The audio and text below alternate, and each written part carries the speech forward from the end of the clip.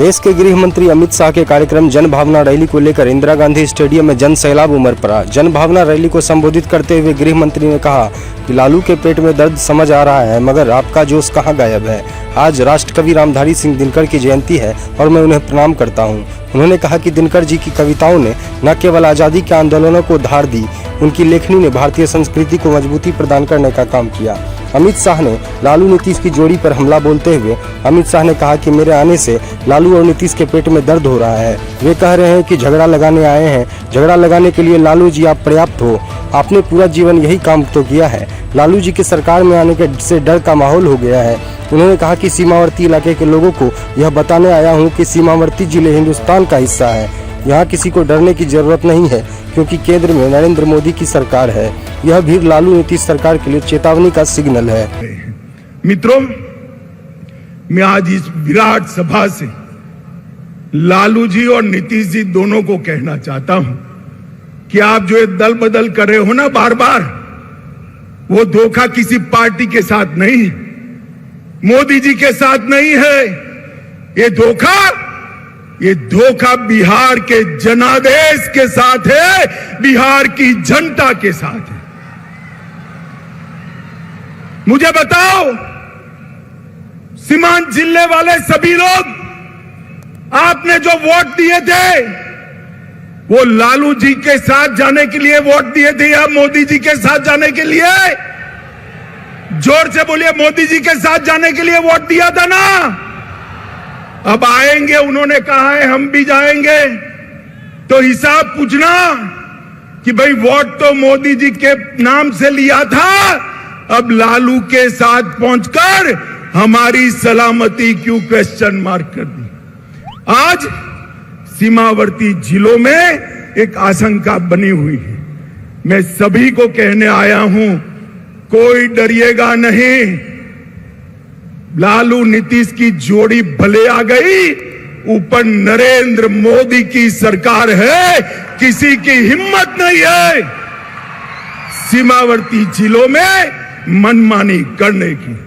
मित्रों, मोदी जी ने एक बड़प्पन दिखाया था। हमसे आधी सीटें आई थी, आधी सीटें। नीतीश बाबू आप आधे बनकर रह गए थे, फिर भी हमने बड़प्पन दिखाकर आपको मुख्यमंत्री बनाया था, क्योंकि मोदी जी ने वादा दिया था हम नीतीश बाबू के नेतृत्व में लड़ेंगे। मगर आप जैसे ही लोकसभा का चुनाव नजदीक आया, प्रधानमंत्री बनने के लिए कांग्रेस और लालू जी की गोदी में बैठ गए। आप क्या मानते हो, बिहार की जनता आपको जानती नहीं है? नीतीश बाबू 8 साल पहले की बात मैं याद कराना चाहता हूं। 14 में भी यही किया था। लोकसभा की 2 सीटें रह गई थी आपकी, कहीं के न रहे थे, न घर के रहे थे, न घाट के रहे थे। ये लोकसभा का चुनाव 24 का आने दो। मैं कहता हूं, ये लालू नीतीश की जोड़ी के बिहार की जनता सुपड़ा साफ करने वाली है। पोल खड़ा हुआ है। मैं आपको कहने आया हूं, ये सीमावर्ती जिले हिंदुस्तान का हिस्सा है, किसी को डरने की जरूरत नहीं है। नरेंद्र मोदी सरकार है यहां पर, किसी को डरने की जरूरत नहीं है। मित्रों, इतने दूर दूर से जो भीड़ आई है, ये लालू नीतीश की सरकार के लिए चेतावनी का सिग्नल है। मित्रों, मैं विशेष कर इतनी बड़ी संख्या में जो माताएं बहनें आई हैं, उनको विशेष प्रणाम करना चाहता हूं। और इस उपस्थिति निश्चित रूप से हम सबका मनोबल बढ़ाएगी। बिहार की यह भूमि परिवर्तन का केंद्र रही है। अंग्रेजों के खिलाफ स्वतंत्रता का आंदोलन हो या लोकतंत्र के खिलाफ जो इंदिरा जी ने इमरजेंसी डाली, इसके खिलाफ जयप्रकाश नारायण जी का आंदोलन हो, ये बिहार की भूमि से ही शुरू हुआ है। और आज भाजपा को धोखा देकर लालू की गोद में बैठकर नीतीश जी ने स्वार्थ और सत्ता की राजनीति का जो परिचय दिया है, उसके खिलाफ ब्यूगल फूंकने की शुरुआत भी यही सीमावर्ती जिलों से, यही बिहार की भूमि से शुरुआत होगी।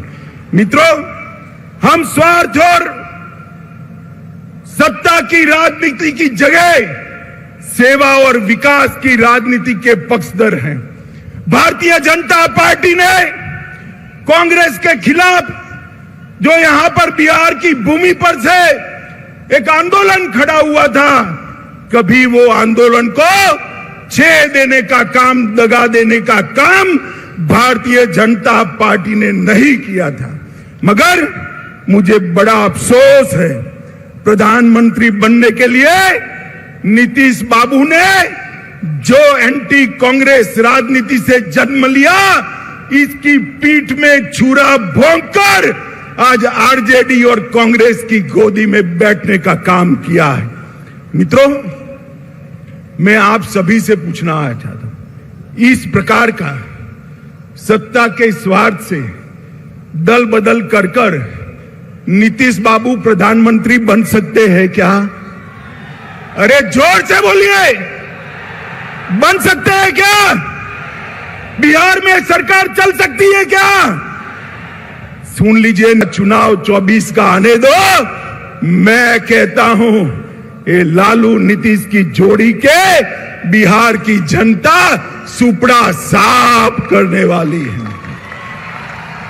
और 25 के चुनाव में भी हम पूर्ण बहुमत के साथ यहां भारतीय जनता पार्टी की सरकार बनाने जा रहे हैं। मित्रों, नीतीश कुमार कोई राजनीतिक विचारधारा के पक्षधर नहीं है।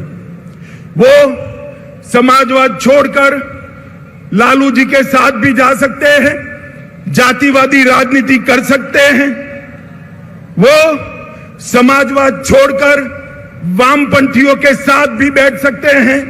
वो कांग्रेस छोड़कर वामपंथियों के साथ भी बैठ सकते हैं। और वो राजद छोड़कर भाजपा के साथ भी आ सकते हैं। उनकी एक ही नीति है, एक ही नीति है, कुर्सी मेरी अक्षुण्ण रहनी चाहिए। मगर नीतीश जी, इतने समय तक बिहार की जनता ने आपको बेनिफिट ऑफ डाउट लिया है, अब जान गए हैं इस बार चुनाव में ना लालू की पार्टी आएगी ना आपकी पार्टी आएगी। बिहार में खिलेगा तो केवल मोदी जी का कमल खिलेगा, कमल खिलेगा। मित्रों, यहां सीमांत जिलों में जनजातियों के साथ बहुत अत्याचार हो रहा है, उनको भगाया जा रहा है। और जो मोदी जी जनजातियों की योजना भेज रहे हैं, वो भी मेरे जनजातीय भाइयों के पास पहुंचती नहीं है।